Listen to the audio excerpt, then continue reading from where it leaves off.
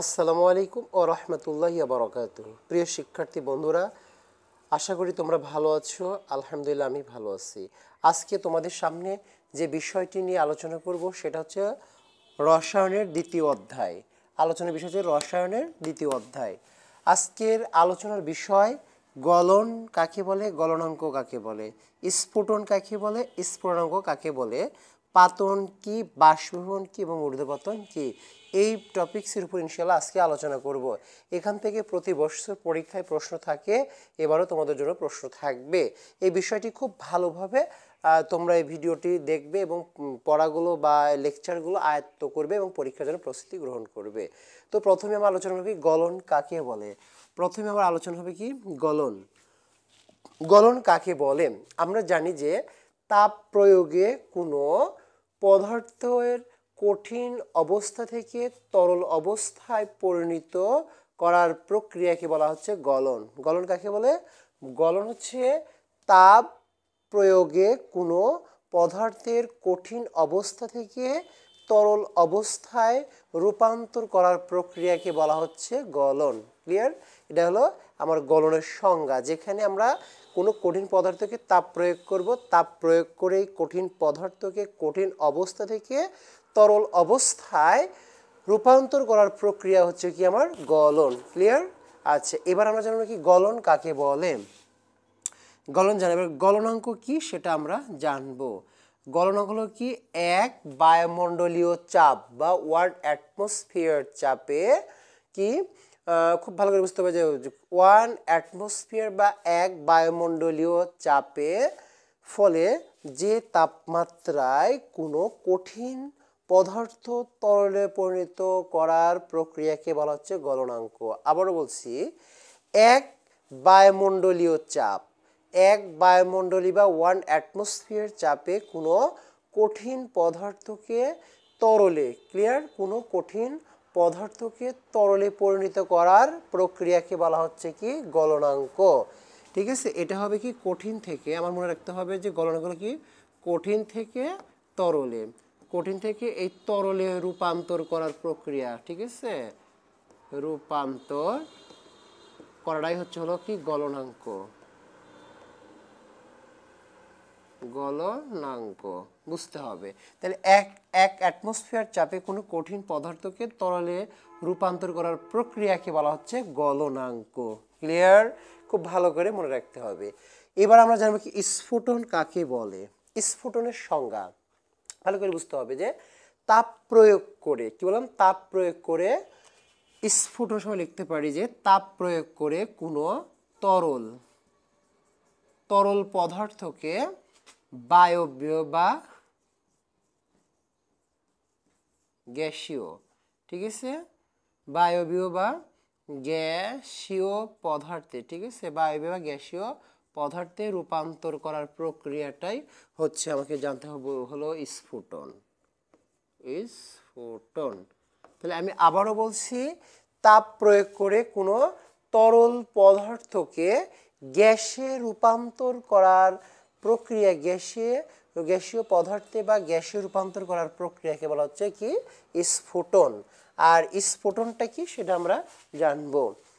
আচ্ছা, স্ফুটনাঙ্ক। এবার স্ফুটনাঙ্ক মানে কি, এটাও ওয়ান অ্যাটমসফিয়ার বা এক বায়ুমণ্ডলীয় চাপে, কি বললাম, ওয়ান অ্যাটমসফিয়ার বা এক বায়ুমণ্ডলীয় চাপে, চাপে এই তাপ প্রদানের ফলে যে তাপমাত্রায় কোনো কঠিন পদার্থ গ্যাসীয় পদার্থে পরিণত হওয়ার প্রক্রিয়া হলো কি আমার স্ফুটনাঙ্ক।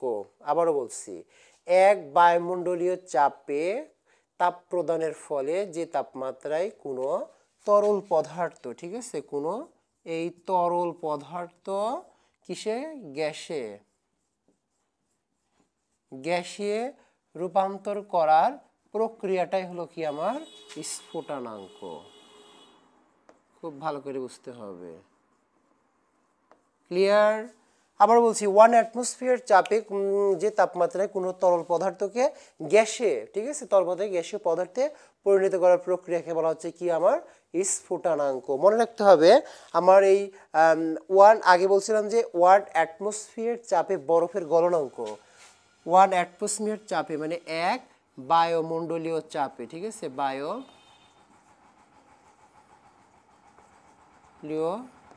চাপে বরফের গলনাঙ্ক, ঠিক আছে, গলনাঙ্ক 0 ডিগ্রি সেলসিয়াস। 1 অ্যাটমসফিয়ার চাপে বরফের গলনাঙ্ক কত? 0 ডিগ্রি সেলসিয়াস।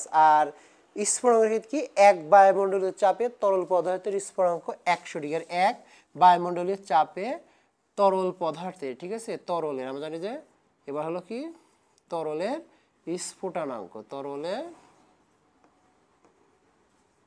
স্ফুটনাঙ্ক কত? 100 ডিগ্রি সেলসিয়াস।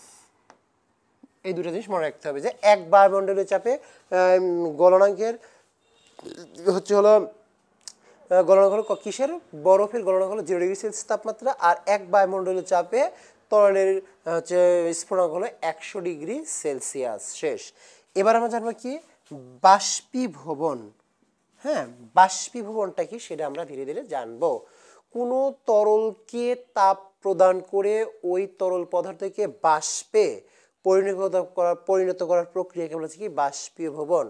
কোনো তরল পদার্থকে, ঠিক আছে, কি বললাম, কোনো তরল পদার্থকে তাপ প্রয়োগ করে ওই তরল পদার্থকে বাষ্পে পরিণত করার প্রক্রিয়া হলো বাষ্পীভবন।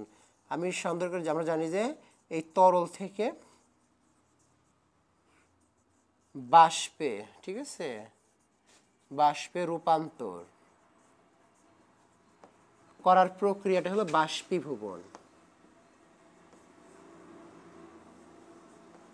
ক্লিয়ার? তাহলে কোনো তরল পদার্থকে তাপ প্রয়োগ করার ফলে বাষ্পে রূপান্তর করার প্রক্রিয়া হলো কি আমার বাষ্পীভবন। ক্লিয়ার? এবার আমরা জানবো কি পাতন কি জিনিস। পাতন, প্রিয় শিক্ষার্থীরা, এই কথাগুলো খুব গুরুত্বের সাথে তোমাদেরকে অনুধাবন করতে হবে। পাতন কি? কোনো তরলকে তাপ প্রদানে বাষ্পে পরিণত করে, কি বললাম, আমরা জানি যে কোনো তরল পদার্থকে, এই তরল পদার্থকে আমরা কি করলাম, তাপ প্রদান করে বাষ্পে পরিণত করলাম। তরল পদার্থকে তাপ প্রদান করে বাষ্পে পরিণত করে তাকে পুনরায়, ঠিক আছে, তাকে পুনরায়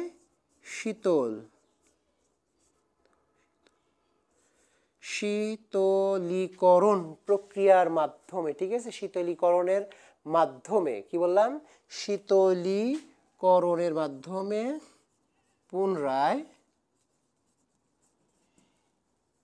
কিসে? তরলে পরিণত করার প্রক্রিয়াকে, ঠিক আছে, পরিণত করার প্রক্রিয়াকে পাতন বলে। শেষ। কি বললাম? কোনো তরল পদার্থ থেকে তাপ প্রয়োগ করে সেটাকে বাষ্পে পরিণত করে শীতলীকরণের মাধ্যমে পুনরায় আবার তরল পদার্থে পরিণত করার প্রক্রিয়াকে বলা হচ্ছে কি পাতন। ক্লিয়ার? পুনরায় কিসের? তরল পদার্থে পরিণত করার প্রক্রিয়াকে বলা হচ্ছে কি পাতন। আমরা জানি পাতন সমান লিখতে পারি, আমরা জানি যে কি, এই যে পাতন সমান সমান বাষ্পীকরণ প্লাস, ক্লিয়ার, এই বাষ্পীকরণ প্লাস ঘনীভবন মনে রাখতে হবে, ঘনীভবন। তাহলে প্রিয় শিক্ষার্থীরা, আমরা জানলাম যে কি পাতনের সংজ্ঞা এখান থেকে বলতে পারি যে কোনো তরল পদার্থকে বাষ্পে পরিণত করে তাকে শীতলীকরণের মাধ্যমে পুনরায় তরল পদার্থে পরিণত করার প্রক্রিয়াকে বলা হচ্ছে পাতন। পাতন সময় লিখতে পারি বাষ্পীকরণ প্লাস ঘনীভবন। ক্লিয়ার? এটা হলো আমার পাতন। এবার আমরা সর্বশেষ সংজ্ঞা জানবো কি ঊর্ধ্বপাতন কাকে বলে। তোমরা এগুলো ভালোভাবে ভিডিওগুলো দেখবে এবং এই সংজ্ঞাগুলো সুন্দরভাবে লিখে নেবে। আশা করি তোমাদের পরীক্ষায় খুব ভালো কাজে দেবে। সর্বশেষ আলোচনা হচ্ছে আমরা জানবো কি ঊর্ধ্বপাতন কাকে বলে। ঊর্ধ্বপাতন যে প্রক্রিয়ায়, ঊর্ধ্বপাতন আমরা ঊর্ধ্বপাতনের সংজ্ঞা জানবো যে প্রক্রিয়ায় কোনো কঠিন পদার্থকে, ঠিক আছে, যে প্রক্রিয়ায় কোনো কঠিন পদার্থকে তাপ প্রদান করে সেগুলোকে কি তরলে পরিণত না করে, কঠিন পদার্থকে তাপ প্রদান করে সেগুলোকে তরলে পরিণত না করে, ঠিক আছে, তরলে পরিণত না করে, ঠিক আছে, সরাসরি সেগুলোকে কোনো কঠিন পদার্থকে তাপ প্রদান করে সেগুলোকে তরলে পরিণত না করে সরাসরি কিসে, বাষ্পে পরিণত করার প্রক্রিয়াকে, সরাসরি বাষ্পে পরিণত করার প্রক্রিয়াকে, ঠিক আছে, পরিণত করার প্রক্রিয়াকে ঊর্ধ্বপাতন বলা হয়।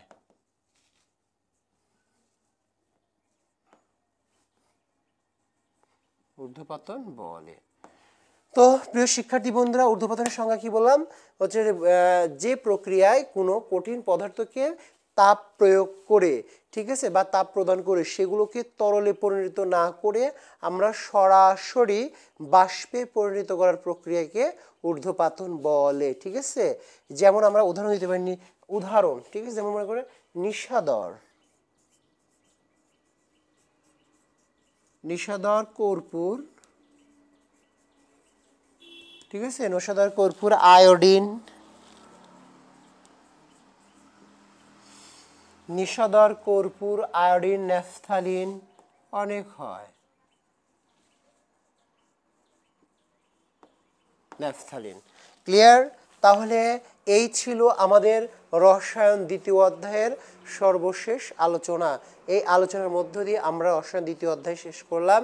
ইনশাল্লাহ আমরা আগামী দিন রসায়নের তৃতীয় অধ্যায় নিয়ে স্পেসিফিক আলোচনা নিয়ে আসবো। সেই পর্যন্ত সবাই ভালো থাকো, সুস্থ থাকো এবং এই ইউটিউব চ্যানেলকে তোমরা বেশি বেশি করে শেয়ার করবে, সাবস্ক্রাইব করবে এবং সবাইকে অবগত করে আমার এই চ্যানেলটিকে ব্যাপকভাবে বিস্তার এবং প্রসারিত করবে, সেই প্রত্যাশা রেখে আজকের ক্লাস এখানে সমাপ্ত করছি। সবাইকে আন্তরিক অভিনন্দন ও সালাম। আসসালামু আলাইকুম।